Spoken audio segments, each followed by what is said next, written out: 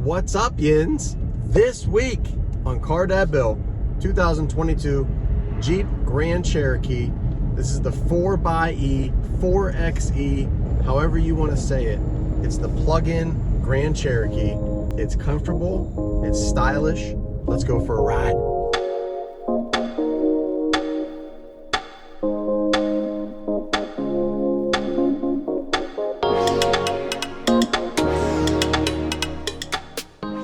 First impressions on the Jeep Grand Cherokee, and like I told you in previous reviews on these, I love the Grand Cherokee. It's my favorite SUV that the Jeep makes, besides the Wagoneer, the big one that can hold all my family.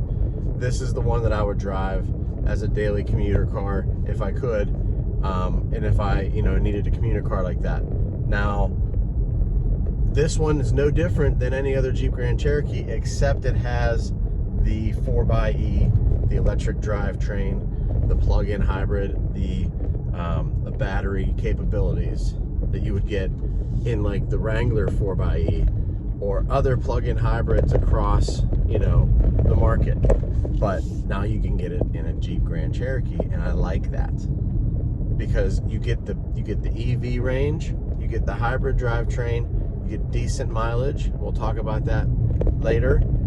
But first impressions is, yes, this is the kind of Jeep I want to drive. Let's get to the review.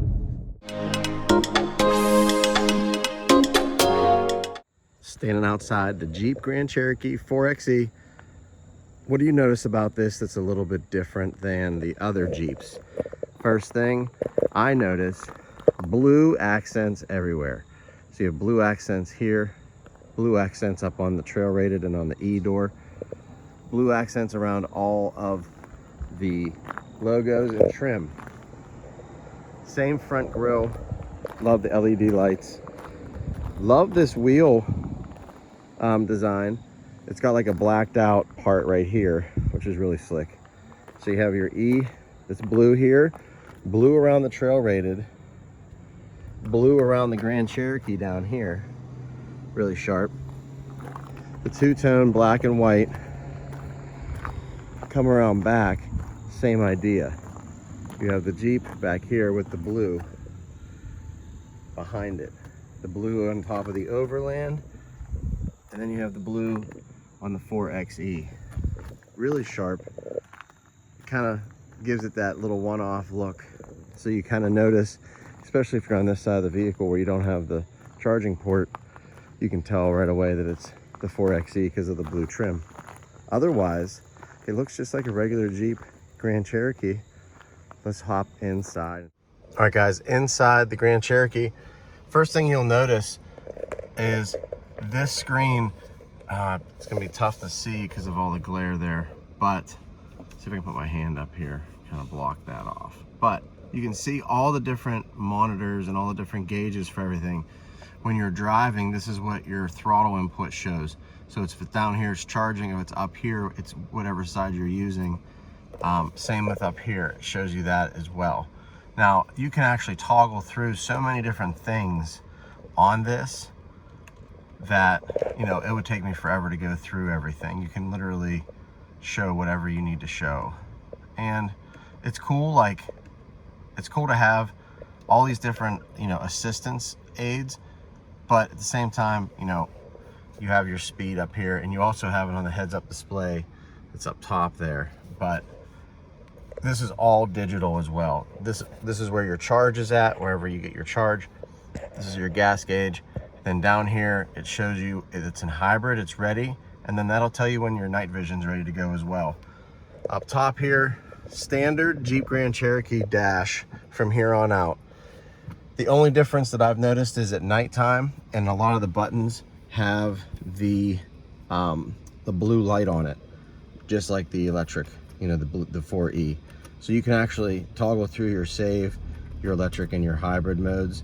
There's your lights down there as well. Love this wood grain. It wraps around really tight, clean to the leather as well. Really nice Macintosh sound system. I mean, unbelievable sounds. Love how everything's stitched together. The waterfall, the depth, the wood grain, massaging seats, Really nice seats. But just an overall clean dash. This comes down and blocks that if you want. That's where all your charging is and your wireless charging. Love how this is just cleans up this whole area. You have your drive settings for your suspension. Then you have your height setting right there, your hill descent, and that it's just clean. And up here you have dedicated controls for your volume, for your HVAC. You can also do everything up here. You can do everything in that spot if you want to. Right now I have it on the Macintosh settings for the speakers. The output level and all that's pretty cool. And then here, like I said before, this turns on the battery.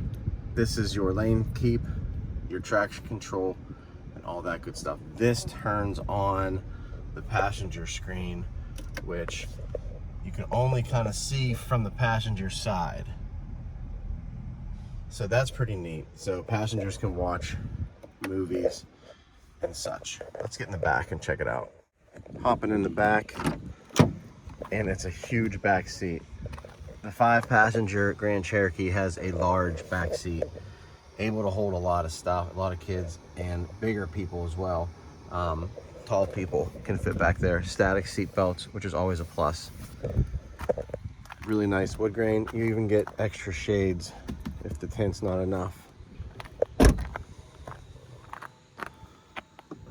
Button underneath opens the trunk, and as you can see, there's one decent sized hockey bag in here, and there's plenty of room. There's probably room for 3 more across the back here.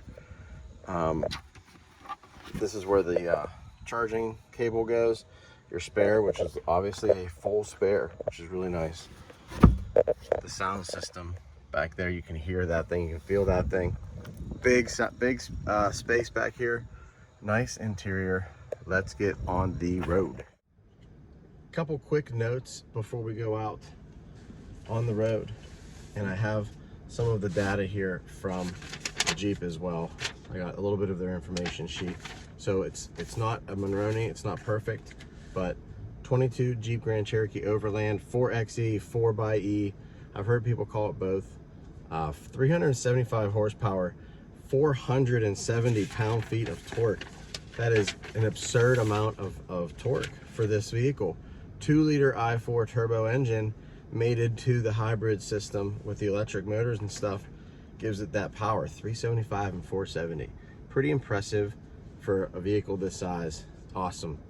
The problem with that is with the base price of $65,000, with all the options, brings it up to 73. It's like 73 and change for the total. That's expensive. I mean, it has a lot of stuff. It's the Overland Edition. It has the nice seats. It has the extra screen. It has the big sound system. It has all that good stuff. The big moonroof back here.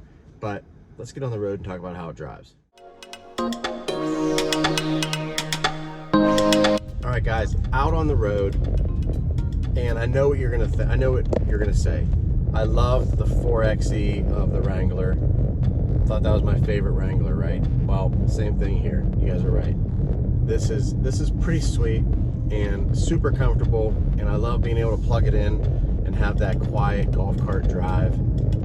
I don't lose any of my Jeep capability. I don't lose any of my Jeep looks, appearance, drivability, feel, anything like that. It keeps true to all of that stuff and adds the electric side of everything. First, let's start with the bad. And I know I normally start with the good, but in this case, the bad is kind of like, it's kind of weird, right? So listen, the steering right now, it's too mechanical and it's too assisted, especially with lane keep on. And I know lane keep adds a little stiffness and it adds a little more pushback on you while you're driving, and I hate that anyway. But I took it off and it still has too much of a, it's just not the Jeep feel that I'm after. That goes hand in hand with my good #1, which is the ride, the comfort, the Jeep quality that I want. That's all there. The steering just feels a little off. Second thing on my bad list, it's the price. A base price is $65. You're over $73,000 right now with this one. I mean, I don't know. All the options are great. The other thing on my list that goes hand in hand with the price is, if you're going to give me and give consumers a plug-in hybrid, I need the range of the plug-in to be more than 25 to 35 miles. And that's really the average throughout the plug-in lineup of any manufacturer. So I need more mileage. If you could get me 70, 80, maybe even 100 miles to a charge, and then give me less of a gas tank, I think that's more of like the marriage of the technology that we're looking for. That's just my opinion, Car Dad Bill's opinion. I love this technology, and I love how it works, and I love how fast it is, and I love how you can recharge it at home, and you can drive around town. Like, I can drive around town and barely use fuel. That's great, but let me get more range on that. So that's my bad side. Let's get to the good side. Good side comes in strong with the ride and the comfort. I expect this to take bumps super well. I expect it to have comfortable seats in the back, and storage, and just work well for families. And that's what I get with this. And then the next thing is the plug-in tech and the power. I mean, you can plug this in and get some electric range around town, right? And then you can hop on the highway at any given moment and step on the throttle, and it's not gone. Are the days of slow hybrids. Gone are the days of, oh, I don't want a hybrid because it doesn't have any power. 400 pounds of torque. 400 pounds of torque. When you get on the highway up here, and when I get on the highway in a minute, you guys are going to hear the lack of road noise because it has insulated windows as well. But you're going to hear that power as I get on the highway. It's fantastic. Last thing on my good list are obviously the appearance of this vehicle and all the options. It looks just like a Grand Cherokee looks, just like you expect it to look, just like you want it to look. Like, you're going to get this vehicle because you like the way they look, and you want the capability of a Jeep with some luxury, right? So you get all of that in this, plus you get the electric drivetrain. It's win-win in my book, just like the Wrangler was, if you like the Wrangler tech, and then you get that plug-in stuff. It's really a good marriage I feel like it's a good marriage in these vehicles, in the Jeeps. It's also a good marriage in some other vehicles, like the Cadillac was the first one I tested years ago, a CT6 plug-in, and that really made me look at that model of vehicle and that type of vehicle. This is no different. Let's get up to the highway here so you guys can hear and feel it get on the highway. All right, Jens, getting on the highway. And it does, since it's a short wheelbase, it's not the L, the Jeep Grand Cherokee L, it's just the regular 5, it's the short one. This handles really well, and it has really cool Wrangler all-terrain tires on it, which help as well. Oh man, a truck. Oh, couldn't have been worse luck there. But listen.